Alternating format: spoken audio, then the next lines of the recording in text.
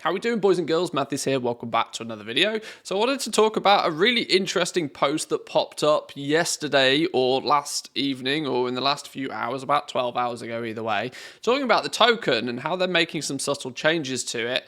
And I've seen a lot of people already discussing this and throwing ideas around about why this is and who it affects and all this sort of stuff. And I wanted to just talk about it for a few minutes today.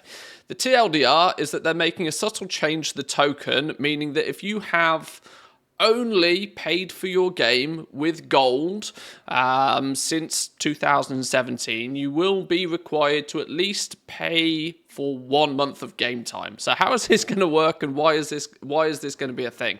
Let's look at what the blue post said first, and then I'll discuss some of the reasons why I think why, and more importantly, try and smooth out some of the things that I've seen so far. So, in order to preserve integrity in the game and provide a better token market to players, with an update to World of Warcraft coming on Tuesday, so only a couple of days away from now, we will enable the following restriction in this region. This is something that's crucial to pay attention to. In this region. This is only going to apply to Team NA. This is not going to apply to Team EU. I've seen a lot of people already like knee-jerk reactions to this. This is not an EU thing. This is only going to apply to Team NA. And when you read those three words, you actually start to figure out, well, actually, maybe why is this occurring? We'll talk about that in a minute. But players will no longer be able to purchase a WoW token from either the auction house or the in-game shop for gold if they have not spent real money to purchase and consume at least 30 days of in-game game time. Also what's referred to as a time-limited license as far as Blizzard are concerned. So you may find that if you have been in the fortunate enough position to have had enough gold on your account for many, many, many years, and have just every time a new expansion comes out or every time your game time expires, you just click that big button that pops up on your screen that says, would you like to buy 30 days of game time for X amount of gold? And you just click yes, and you go on your merry way. The gold is removed from your account, and you get another 30 days to play the game. If you've lived in that scenario for a while, at least since 2017, which is, a long, long way back, to be fair, there's probably not so many people that have not spent a dime in what is a good 6 years. But what you may find is that next time you come to do this, it will say, you're not allowed to. You will need to actually buy a single month of game time. Not only purchase it, but also consume it. This is an interesting twist as well. This does not affect the consumption of existing WoW tokens, however. Game time provided by the consumption of a WoW token does not count towards the qualification to purchase a WoW token for gold. So this means if you've already got some tokens on your account, let's say you've bought a few tokens, you've not turned them into game time or Blizzard balance, they're just sat in your bags right now, you can still choose to use those. That's absolutely fine. But once you run out of those and you need to purchase a new one, then this will kick into play, meaning that you will need to buy some game time. Now, people were screaming and shouting, cash grab, cash grab, cash grab. I don't believe this is a cash grab. I think this has got a lot to do with an influx of players an influx of Chinese players flooding to the NA realms since their servers were shut down in January. We take a little bit of a look here. You can see January 23rd was the last day that the Blizzard servers were up and running over on the Chinese realms, and I suspect there was a lot of people over there that had enjoyed playing the game for a long time and wanted to continue playing the game, and their approach to be able to do this was maybe to look at jumping over on the NA realms to create some characters over there and see if they can make enough gold over there to continue paying for their account.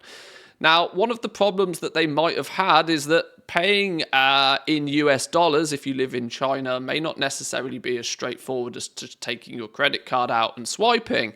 There is quite probably some issues with a lot of the Chinese players paying in US dollars, and so the way that they would get around this is quite simple. They would acquire an account, a license key. They could potentially look at buying one of those off somebody in their local currency, what you could easily sort of claim to be a grey market license key, activate their account, play their account, generate enough gold so that they can continually use this token system to continue playing the game. And as long as they can make enough gold each month, they can then play almost indefinitely from doing that. Now, this also causes a bit of a snowball effect in terms of the fact that if they end up making so much gold on their account, I'm not putting any acquisitions out, I'm not accusing anybody of doing anything untoward here, but if they make enough gold on their account to be able to then, say, for example, top up with Blizzard Balance to maybe purchase additional keys for their friends, their family, whatever, it's a bit of a snowball effect and it's a bit of a growing effect. And I suspect this could be one of the big reasons to why the token price over in the NA has consistently risen throughout this expansion. We can take a little bit of a look at the Warcraft token price, and we can see over the last calendar year, obviously it tends to dip a little bit towards the beginning of an expansion, and then it slowly rises. We saw a steady rise throughout the start of the year, but it got to a point in the EU where the token price kind of plateaued. The game is kind of on, just month by month ticking over at this point. But you can see when it plateaued in Europe, it continued to rise over on Team NA. And it got to a point where we were almost considering that it might actually surpass the EU token for the first time, like almost ever. And I suspect this continued rise is due to a mass influx of players who are utilizing this token system to continue to play the game, quote unquote, for free. They are not spending a single US dollar either for their account in the first place or to continuously play the game. And it's causing the token to rise and rise and rise and rise and rise. And is potentially causing Blizzard a bit of a problem internally. So this is my suspicions. This is why I think this may be happening. It may be a way to say that, right, every single account at some point needs to have, needs to have spent $15 US.